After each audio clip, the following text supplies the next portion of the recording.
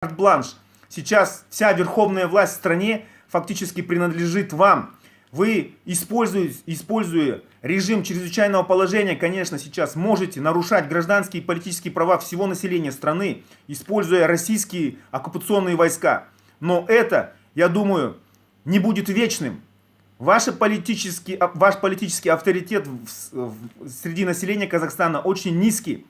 Если сейчас провести честные, открытые президентские выборы, вы проиграете. Вас народ не изберет. Потому что вы долгое время были с этим диктаторским режимом Назарбаева. Я очень рад тому, что режим Назарбаева ушел. Эта эпоха ушла. Но я очень расстроен, огорчен, рассержен, можно так сказать. Тогда, когда оккупационные российские войска у нас находятся на территории Казахстана. Мы так потеряем свою независимость, свой суверенитет, свое государство. Вот это ваши личные амбиции, властные личные амбиции сейчас стали превышать интересы и национальные интересы Казахстана. Сейчас российские войска, российская власть, Россия, да, вот уже слышишь, как российские пропагандисты, журналисты, Соловьи, Мартинсян, женщина-журналист, уже из ее уст слышно, что требования России будут такими, как установление второго государственного языка в Казахстане русским, признание Крыма частью России,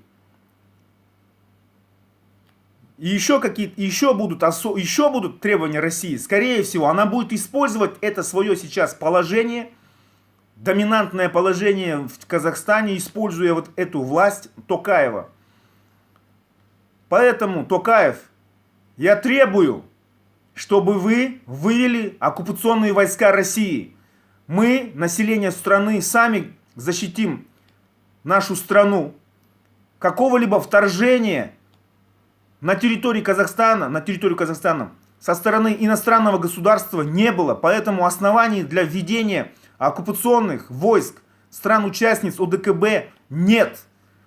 Вы нарушаете пункт 51 Устава ООН, нарушаете пункт 2, пункт 4 Устава договора коллективной безопасности этого ОДКБ.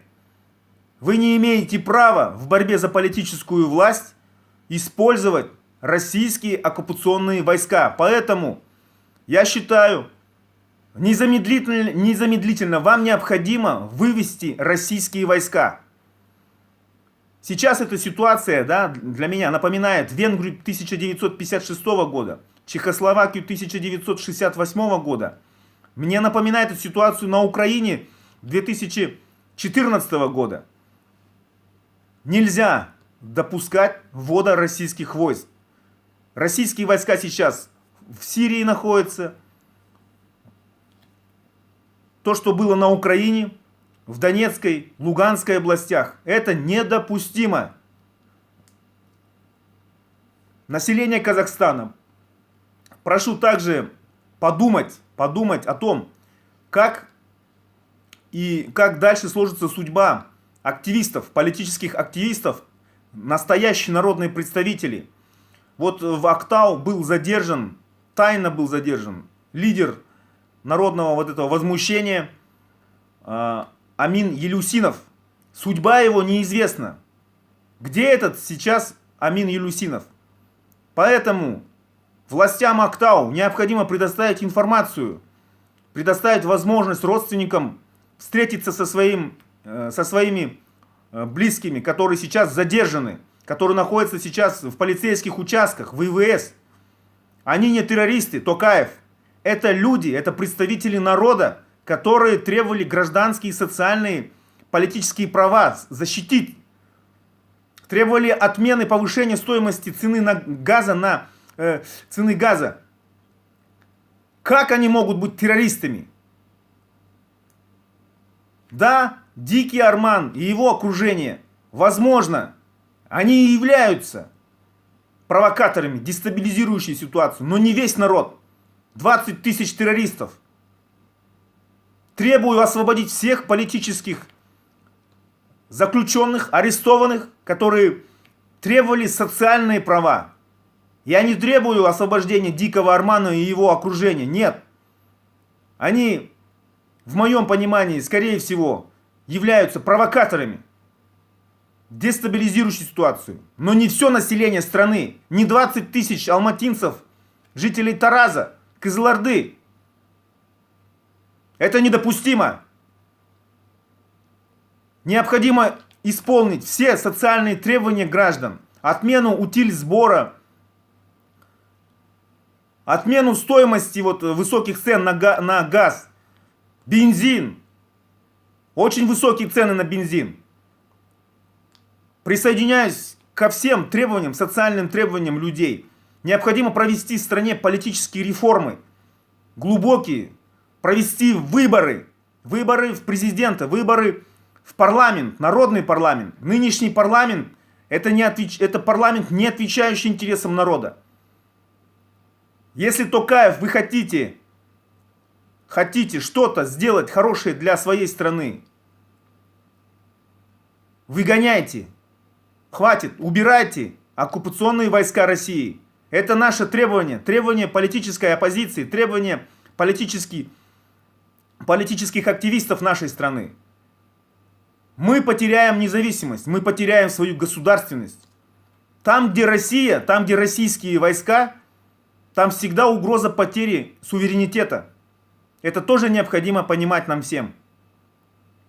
Я не хочу, чтобы ваша внутриполитическая, внутриклановая борьба между кланами Масимова, Самата Абиша и другими причинила урон, ущерб нашей независимости. Интересы, личные амбиции должны быть на втором месте. На первом месте сейчас это независимость, государственность Казахстана. Это суверенитет Казахстана. Это территориальная целостность Казахстана. Я боюсь, что сейчас Россия потребует предоставить автономию для северных областей Казахстана. Это тоже очень опасная вещь. Политическое это требование, которое, возможно, будет сейчас одной из основополагающих для России. В России независимые политики, гражданские активисты также требуют вывода российских войск с территории Казахстана. У нас с русским народом мирное и дружное существование. Но эти ваши политические баталии за власть могут лишить Казахстан части суверенитета. Этого мы не допустим.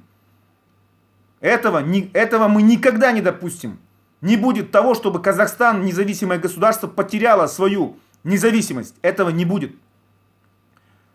Меня зовут Аслан Курманбаев, движение Туран. Спасибо за внимание. Делитесь своим мнением, подписывайтесь на YouTube канал. Казах Туран елі. Алға!